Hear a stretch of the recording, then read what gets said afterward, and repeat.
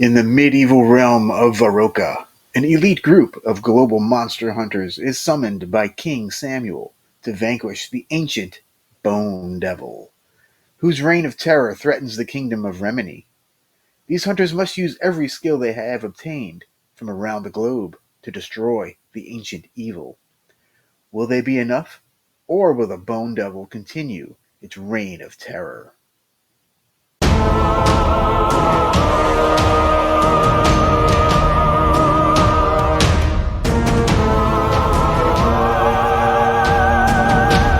What's up, fiends? I am Alucard, and today we are diving into the 2024 action fantasy horror film Devil's Night from Mahal Empire Productions, Stag Mountain Films, Wicked Monkey Pictures, and Hollywood Studios.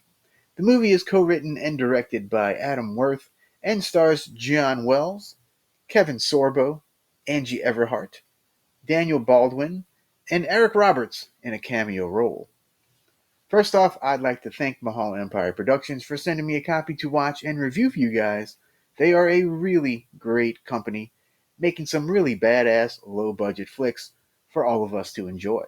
So be sure to check them out. Now, on to the review. So we start off at the end of a 200-year war between nations, which has released ancient evil creatures into the world.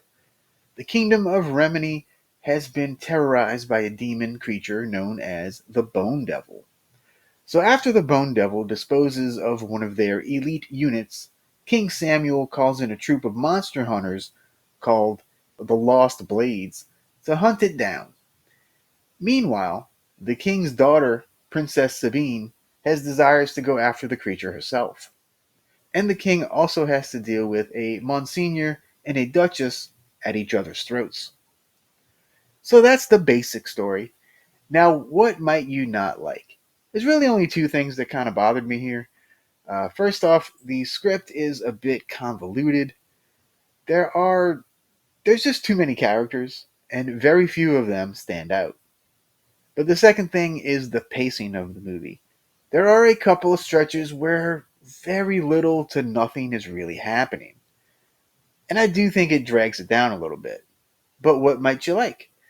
So, Devil's Night delivers big time in the action and the blood, minus a little CG blood here and there. The fight sequences are really great, and I absolutely love the practical creature suits. Tom Devlin and his crew at 1313 Effects always deliver, and this movie is no exception. The cinematography from Michael Sue is top notch and fits the movie rather well. There's also a nice, diverse cast. Now, the actors in this movie go from really great to like super mediocre, depending on who's on screen. But I do wish to highlight a few standout performances. First off, we have Greg Talley, whose chameleon like ways are so impressive, as the conniving Monsignor Mastella. Greg is always a highlight in everything I've seen him in so far, and whenever I see him come up, I'm like, yes, I know I'm going to get a good stuff from him. Next up, we have another actor who always impresses me, Sarah Nicklin as Princess Sabine. You can really feel her struggle as the king will not let her fight, and you just root for her the whole time. And lastly, one of the co-writers of the film, Victor V. Gelsomino as Renzo. He doesn't give himself a whole lot to do in the film, but his performance is very believable, and I wish he was a little bit of a bigger character in the film, to be honest. So Devil's Night is a fun action fantasy horror mashup. Mahal Empire continues to impress as they up the ante with every film that they do. And overall, I find that the film delivers. So for a rating, I'm going to give Devil's Night 3 bats out of 5. I would definitely be interested in a continuing saga.